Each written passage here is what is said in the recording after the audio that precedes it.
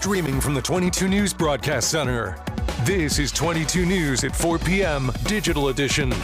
Welcome to another week. I'm Nick Oresco, and thanks for joining us for 22 News at 4 o'clock. We'll get to your top stories in just a moment. First, another near record night tonight of low temperatures. So let's bring in 22 News Storm Team meteorologist Brian Lapis with a look at traffic and weather. And I will give you credit, Nick Oresco, because you're the one that brought that to our attention. Yes, thank you. Because we've got a forecast of lows in the single digits, and Nick asked, what's the record? And the record is 1 degree.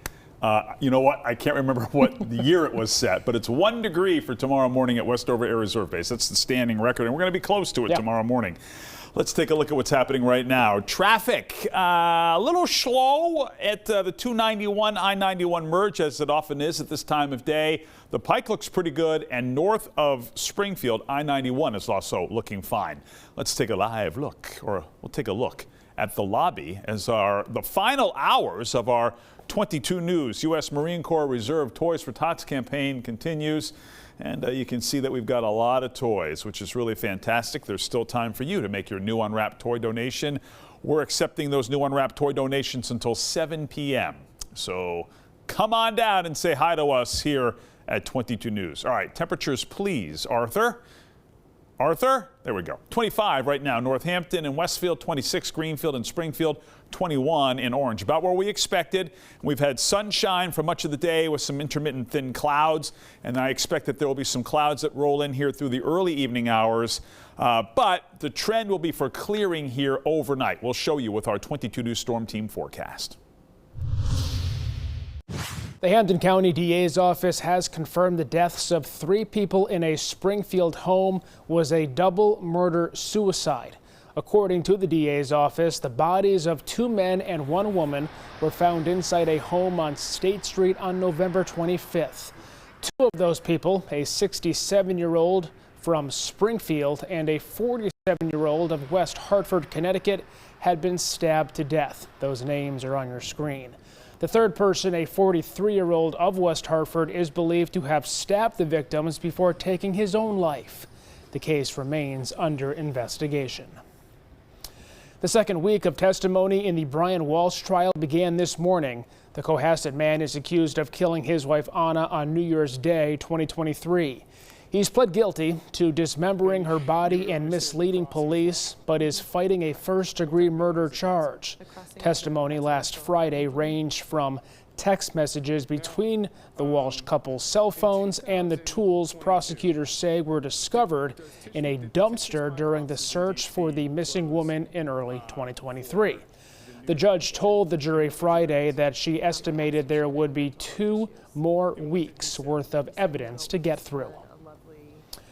Miami Heat point guard and former Celtics player Terry Rozier is set to appear in New York court on federal wire fraud and money laundering conspiracy charges. Prosecutors say Rozier conspired with friends to help them win bets on his performance in a March 2023 game when he played for the Charlotte Hornets. They say he told them that he intended to leave the game against the New Orleans Pelicans early with a supposed injury, allowing gamblers to place wagers that earn them tens of thousands of dollars. Paramount has launched a hostile takeover bid for Warner Brothers Discovery today, starting a potentially bruising battle with Netflix. This comes just days after Netflix reached a $72 billion deal to acquire Warner Brothers. Unlike Netflix, Paramount is also offering to buy the cable television assets of Warner Brothers. Paramount executives said their offer is worth about $18 billion, more than the competing bid from Netflix. Back now, meteorologist Brian Lapis. Chilly day, temps about to plummet tonight. Yeah, and we finally get a little relief later on in the work week, but it could come with some rain and snow. Let's take a look at what's happening on our clouds and radar. You can see here 3:46 p.m. Sunshine and thin clouds as the sun begins to set. And we expect a mostly clear night here tonight, 5 o'clock here this afternoon. Some scattered thin clouds at 7 p.m. You can see that we've got some scattered, mainly thin clouds for the first half of the night, and then we clear out overnight. And as Nick mentioned, single digits at sunrise tomorrow. Between 0 and 6 degrees is what we're expecting. And we start the day with some sunshine, 10 o'clock sunshine, some sunshine and scattered clouds here at noontime. And then clouds start to fill in toward the end of the day with high temperatures near 30 degrees here tomorrow. Rain and snow in the works for Wednesday. We'll show you on 22 News at 5. Hundreds of works were damaged at the Louvre in Paris when a pipe burst because of flooding. According to museum officials, the flooding last week damaged at least 300 to 400 works in one of the Egyptian libraries in the museum.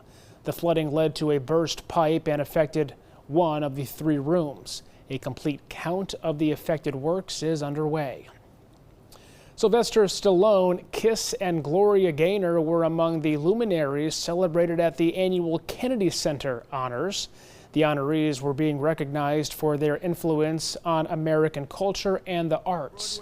It was also an emotional night for Kiss members after the recent death of their original lead guitarist, Ace Frehley. The ceremony followed big changes made by President Donald Trump to the Performance Arts Institution. Earlier this year, Trump ousted leadership and had himself voted in as chair. Looking ahead to the 2026 Olympics, Ralph Lauren unveiled Team USA's uniforms to the world last week. The outfits in red, white, and blue show a blend in sportiness and American vintage fashion.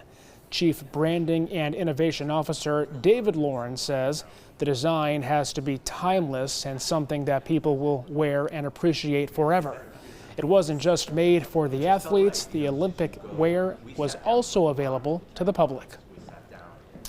Tonight on 22 News, starting at 5 o'clock, a new study says that a city in western Massachusetts has some of the worst drivers in the region. Find out where tonight.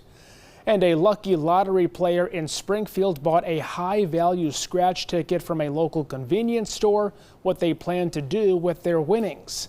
Plus, the American Red Cross is urging donors to give blood, why they say it's so important to keep the supply steady this holiday season. Brian. Traffic is slow downtown. We've got to back up here at the end of 291 into I-91 South. Otherwise, traffic moving along fine. Chilly night tonight and a cold start tomorrow. We'll track it on 22 News at 5.